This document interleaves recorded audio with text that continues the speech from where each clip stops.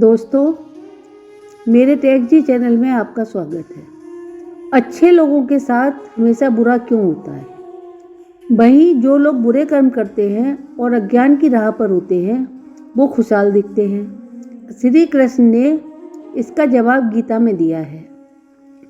आपने महसूस किया होगा कि जो लोग अच्छे कर्म करते हैं वो परेशान रहते हैं, वहीं जो बुरे कर्म करते हैं वो खुशी से रह रहे होते हैं। अच्छे कर्म करने वाले परेशान होते हैं कि आखिर उन्हें इतनी परीक्षा क्यों देनी पड़ रही है, जबकि जो अधर्म की राह में हैं वो खुश हैं और ज़िंदगी का लुत्फ उठा रहे हैं। अगर आपके मन में भी ये सवाल आया है तो आज हम आपको इसका जवाब देंगे। ये जवाब वो है जो भगवत गीता में श्री कृष्ण ने अर्जुन को दिया था। भगवत गीता में वर्णित कथा के अनुसार जब भी अर्जुन के मन में कोई दुविधा होती थी तो वो श्री कृष्ण के पास पहुंच जाते थे। एक बार की बात है, अर्जुन ने भगवान श्री कृष्ण के समीप आकर कहा कि वो दुविधा में है और इसका जवाब वो श्री कृष्ण से चाहते हैं। श्री कृष्ण ने पूछा कि क्या सवाल है? अर्जुन ने कहा, मुझे ये जानना है कि अच्छे लोगों के साथ हमेशा बुरा ही क्यों होता है, वहीं बुरे लोग खुशहाल दिखते हैं। अर्जुन के मुंह से ऐसी बातें सुनकर श्री कृष्ण मुस्कुराए और कहा, मनुष्य जैसा सोचता है और महसूस करता है वैसा कुछ नहीं होता है, बल्कि अज्ञानता की वजह से वो सच्चाई समझ नहीं पाता है। अर्जुन उनकी ये बात समझ नहीं पाए। इसके बाद श्री कृष्ण ने क्या कहा वो जानते हैं।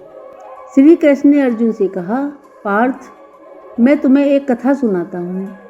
उसे सुनकर तुम समझ जाओगे कि हर प्राणी को उसके कर्म के हिसाब से ही फल मिलता है। प्रकृति हर किसी को अपना राह चुनने का मौका देती है। अब वो मनुष्य की इच्छा पर निर्भर करता है कि उसे धर्म की राह चुननी है या अधर्म की। कथा शुरू करते हुए श्री कृष्ण ने कहा, एक नगर में दो पुरुष रहा करते थे। एक पुरुष व्यापारी था जिसके जीवन में धर्म की बहुत महत्ता थी। वो पूजा पाठ में यकीन रखता था। वो हर रोज मंदिर जाता था और दान धर्म भी करता था और हर रोज भगवान की पूजा करता था। वहीं दूसरा पुरुष बिल्कुल विपरीत था। वो हर रोज मंदिर तो जाता था लेकिन पूजा करने नहीं, बल्कि मंदिर के बाहर से जूते चप्पल चुराने। उसे दान और धर्म से कोई लेना देना नहीं था। समय बीतता गया और एक दिन बहुत जोर की बारिश हो रही थी। इस वजह से मंदिर में पुजारी के अलावा कोई नहीं था। ये बात जब दूसरे पुरुष को पता चली तो उसने कहा कि यह सही मौका है मंदिर का धन चुराने का। पंडित से नज़र बचाकर उसने मंदिर का सारा धन चुरा लिया। उसी समय धर्म कर्म में विश्वास करने वाला व्यक्ति भी मंदिर पहुंचा। दुर्भाग्य से मंदिर के पुजारी ने उसे ही चोर समझ लिया और चिल्लाने लगे। वहाँ लोग एकत्र हो गए और उसे बहुत मारा। किसी तरह वो बचते बचाते वहाँ से निकला तो दुर्भाग्य ने उसका साथ वहाँ भी नहीं छोड़ा। मंदिर के बाहर वो एक गाड़ी से टकरा गया और घायल हो गया। फिर भी वो व्यापारी लंगड़ाते हुए घर जाने लगा तो रास्ते में उसकी मुलाकात उस पुरुष से हुई जिसने मंदिर का धन चुराया था।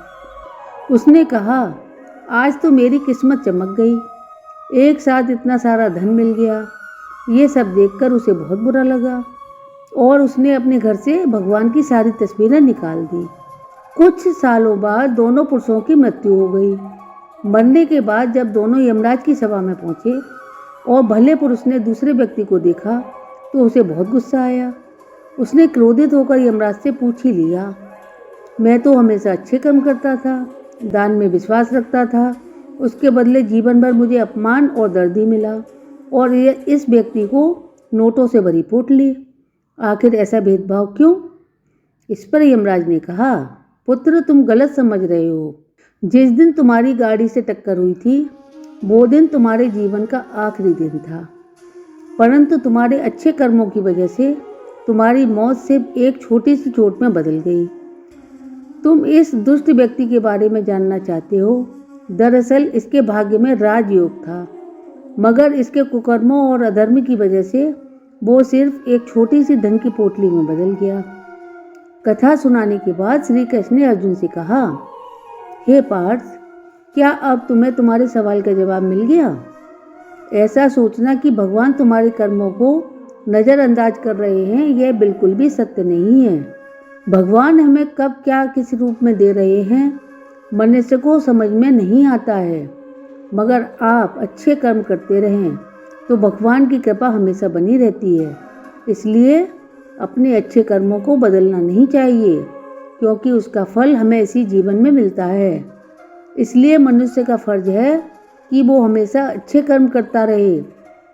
श्री कृष्ण ने गीता में भी बताया है कि किसी के द्वारा किया गया कर्म बेकार नहीं जाता है, चाहे वो अच्छा हो या बुरा।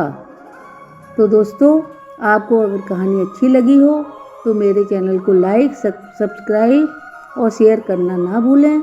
मैं आती रहूँगी और भी अच्छी कहानियाँ लेकर। जय श्री कृष्ण।